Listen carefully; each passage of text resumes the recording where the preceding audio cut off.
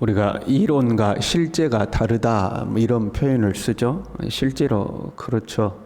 이론적으로 알고 있는 것과 현장에 실제로 어떤 문제와 부딪혔을 때 서로 다른 것들이 존재하죠.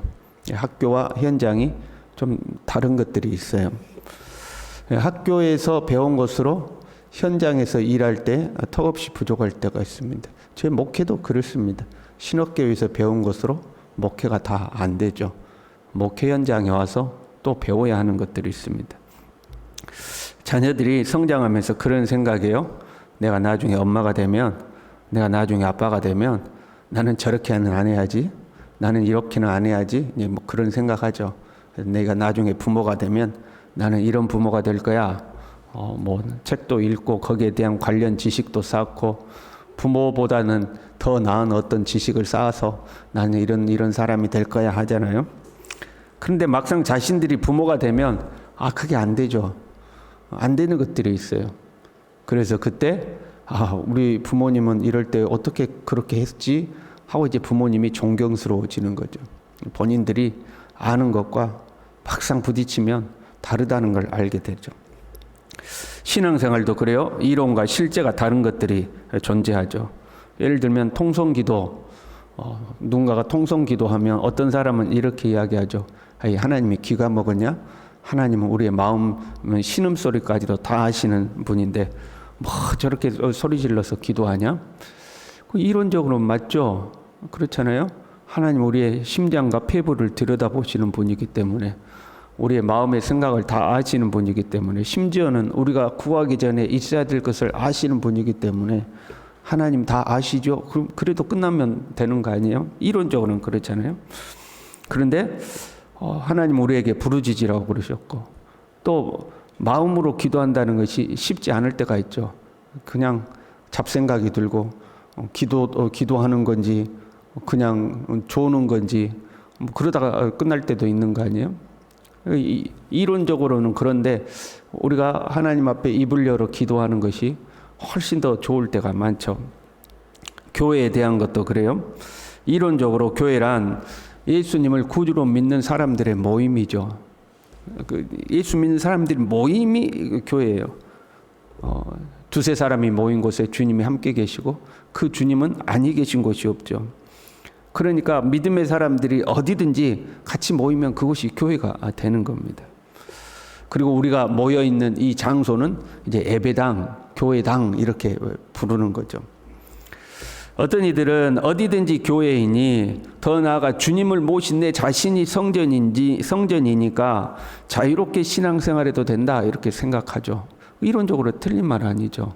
내가 곧 성전이고 주님을 믿는 사람들이 모이면 교회고 굳이 예배당에 나오지 않아도 어디에서든지 한 자리에 모여서 주님을 예배하면 그것이 곧 교회가 되는 거죠.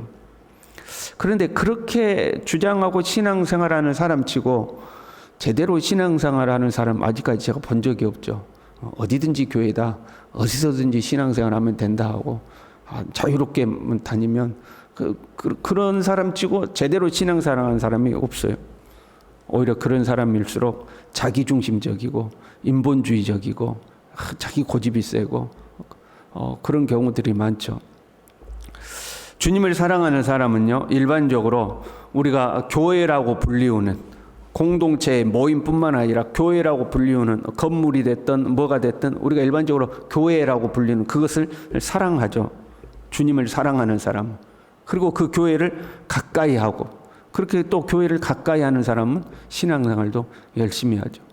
이론적으로는 교회란 장소가 아닌데 그런데 어떤 순천 서부교회 그러면 이 교회에 속해서 이 교회를 사랑하고 이 교회를 돌보고 주님을 사랑하는 사람은 자연스럽게 그렇게 되더라 이 말이죠.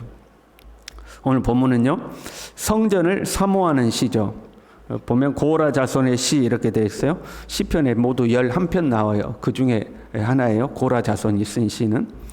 9절에 보면 기름 부으신 자의 얼굴을 살펴보옵소서 이런 말씀이 나와요. 기름 부으신 자는 왕과 선지자, 제사장 이 세 사람이잖아요. 근데 본문에서는 그 기름 부음 받은 자를 왕으로 보는 거예요. 그렇게 이제 보면 본문의 시는 압살롬에게 쫓기던 다윗이 성소를 사모하는 것을 보고 지어진 시라고 이제 추정하는 거죠.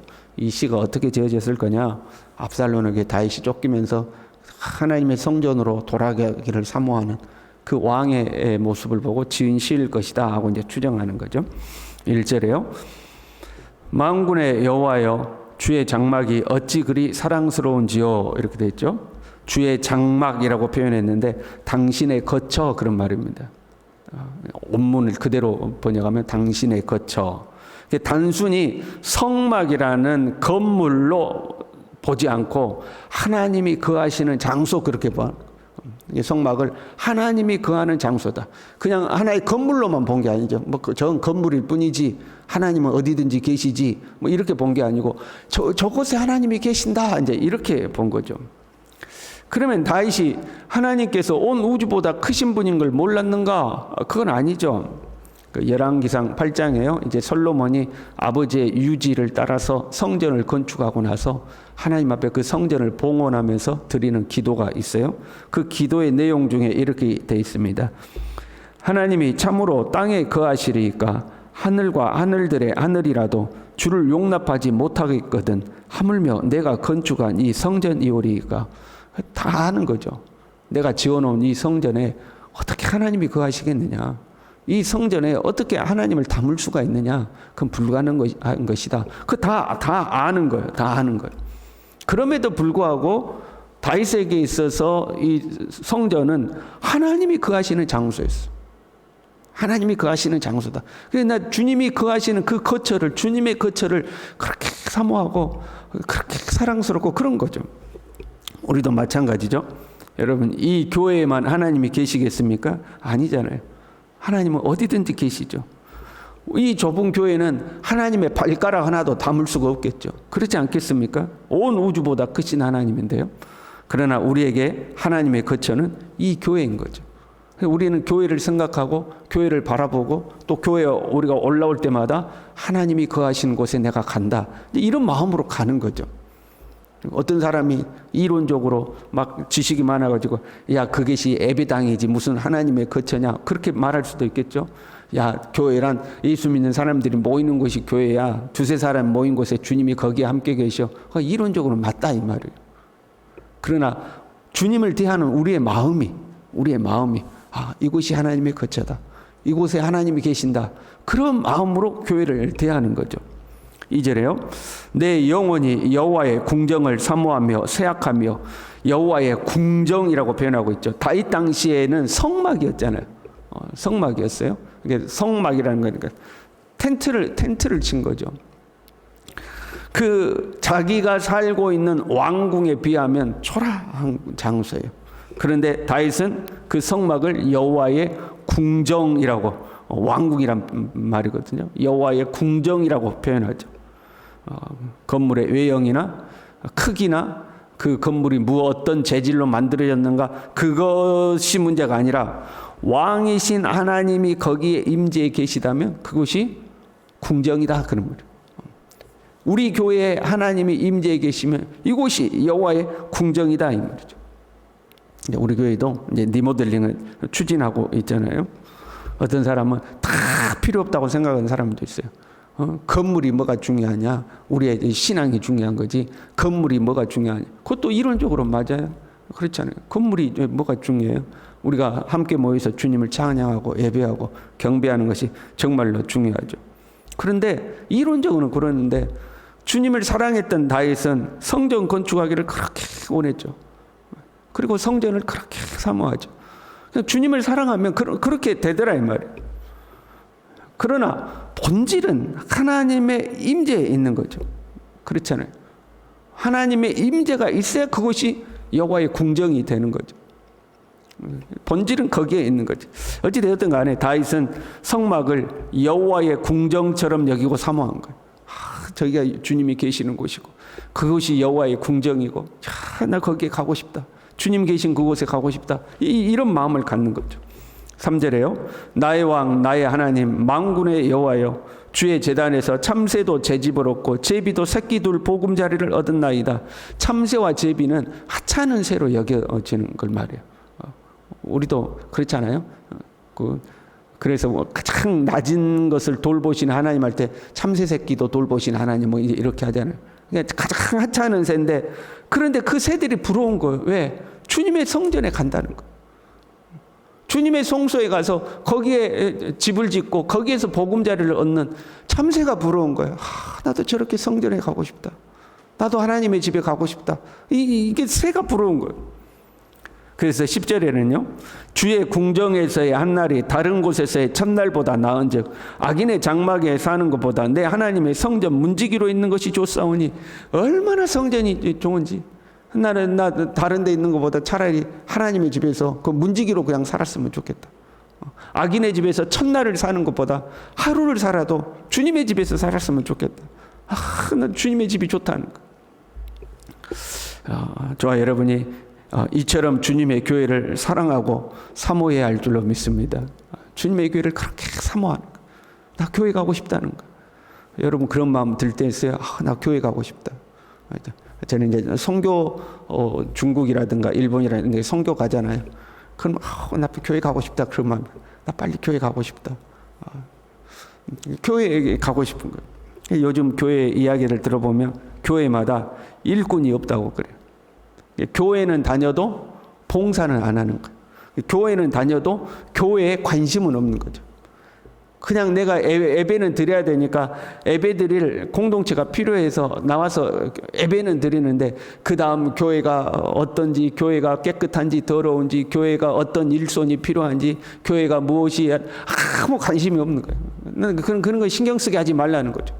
그냥 나가서 예배만 드리겠다는 거예요. 교회를 사모하고 사랑함이 없어지는 거죠. 4절에요. 주의 집에 사는 자들은 복이 있나니, 주님의 집에서 사는 사람들이 복이 있대요. 그런 말 하잖아요. 아내가 열심히 교회 다녀. 남편은 교회 안 다녀. 근데 아내가 또 교회 갔다 오면 남편이 뭐라 그래? 아이 교회에서 살아. 이제 그러잖아요. 근데 그렇게 교회에서 사는 게 복이 있다는 거예요. 그만 교회를 가까이 하는 게 복이 있다는 거죠. 5절에요. 주께 힘을 얻고 그 마음에 시온의 대로가 있는 자는 복이 있나이다. 그 마음의 시온의 대로, 시온이란 성전이 있는 산을 시온산이라고 그러는 거거든요. 그러니까 그 마음에가 그 하나님의 성전으로 가는 길이 있다는 거예요. 그러니까 항상 마음속에 교회를 생각하고 교회로 가고 싶고, 그 마음속에 항상 그렇게 하나님의 성전을 사모하는 마음이 있다는 거죠. 그 사람이 복이 있다 그 말이에요. 교회에서 사는 사람이 복이 있고 하나님의 성전을 그렇게 사모하고 마음속에 항상 교회를 염두에 두고, 비가 와도 교회는 괜찮은지, 바람이 불어도 교회가 괜찮은지 항상 마음에 교회가 있는 사람이 복이 있다는 거죠. 6절에요. 그들이 눈물 골짜기로 지나갈 때에 인생에는 고난과 시련의 순간들이 있는 거죠. 때로는 평지 아스팔트 길을 걷지만 어떨 때는 비포장 가시밭길을 걸을 때도 있는 거예요. 인생이란 그런 거죠. 예수님을 믿는 우리도 그런 거예요. 그래서 눈물 골짜기를 지나는 때가 온다 있는 거죠. 그런데 그때에 그곳에 많은 샘이 있을 것이며 이른 비가 복을 채워주나이다. 샘물은 은혜를 상징하죠. 물은 하나님의 은혜를 상징하는데, 내가 고생해서 얻는 물은 고난을 상징하고, 그러니까 웅덩이를 파야 되면 그건 고난이죠. 그런데 샘은 자연적으로 나는 거잖아요. 하나님의 은혜를 상징하는 거거든요. 그 눈물 골짜기의 길을 걸을 수밖에 없는 상황이지만 곳곳에 하나님의 은혜가 기다리고 있다는 거죠. 그리고 이른 비가 복을 채워지나이다. 이른 비와 늦은 비라고 그러잖아요. 시기 적절할 때 내리는 하나님의 은혜를 말하는 거죠. 이것이 필요할 때, 꼭 필요할 때 내리는 하나님의 은혜. 그게 이제 이른 비와 늦은 비의 은혜잖아요. 특별히 이른 비는 열매를 맺어야 되는 시기에 내리는 비예요. 늦은 비는 이제 파종하기 전에 내리는 비가 늦은 비예요. 우리하고 느낌이 좀 달라요. 10월 달쯤에 내리는 비가 이른 비. 이제 봄이 돼가지고 2월, 3월에 내리면 늦은 비, 이제 이렇게 되는 거거든요. 열매를 맺어야 할 시기에 내리는 비. 여러분, 그거 필요한 거죠. 내가 다 수고하고 노력했는데 이때 비가 와야지만 열매를 많이 맺어. 근데 비가 안 와버려. 그럼 그동안 수고한 게 다 의미가 없어지는 거잖아요. 딱 그때 하나님의 비가 적절하게 내리는 거예요. 그 은혜가 찾아온다는 거죠. 11절에는요. 좋은 것을 아끼지 아니하실 것임이니이다. 하나님이 아낌없이 좋은 것을 주시겠다는 거예요. 어떤 사람이요? 주님의 성전을 사모하고 성전에 거하고 그 마음속으로 시온의 대로가 있고 다 그런 자에게 하나님이 그런 은혜가 주신다는 거죠. 그러나 여러분 기억해야 돼요. 야, 성전을 가까이 하면 하나님이 복 주신다더라. 그래서 성전을 가까이 하는 것이 마치 주술적 행위처럼 성전만 가까이 하면 된다. 그런 의미가 아니죠. 12절에요. 만군의 여호와여 주께 의지하는 자는 복이 있나이다. 주님을 사랑하고 주님을 의지하는 표현이 자연스럽게 주님이 거하시는 성전을 사랑하고 그 성전을 사모함으로 나타나야 된다는 거죠. 이 건물이 아니라 본질은 하나님께 있는 거죠. 근데 그 하나님을 사랑하고 그 하나님을 의지하는 자는 자연스럽게 주님의 성전을 사랑하고 사모하게 되더라 그런 거죠. 저와 여러분이 평생에 우리 주님 사랑하고 우리 주님 의지하고 살기를 바랍니다. 그리고 주님이 세우신 주님의 몸된 교회를 사랑하고 살아가는 우리 모두 될 수 있기를 바랍니다. 기도하겠습니다. 하나님 아버지, 우리 주님을 사랑하고 우리 주님을 의지하며 살기를 원합니다. 주님이 거하시는 이 교회에 주님이 거하신다고 우리가 믿고 이 교회를 주님의 몸이라 우리가 믿고 이 교회를 사랑하고 이 교회를 사모하며 살아가는 우리의 신앙의 자세가 될 수 있도록 하나님 우리 모두를 붙들어 주시고 우리 교회에서 행하는 모든 것들을 통하여 하나님의 영광을 나타낼 수 있도록 우리 모두를 축복하여 주시옵소서. 예수님의 이름으로 기도 올리옵나이다. 아멘.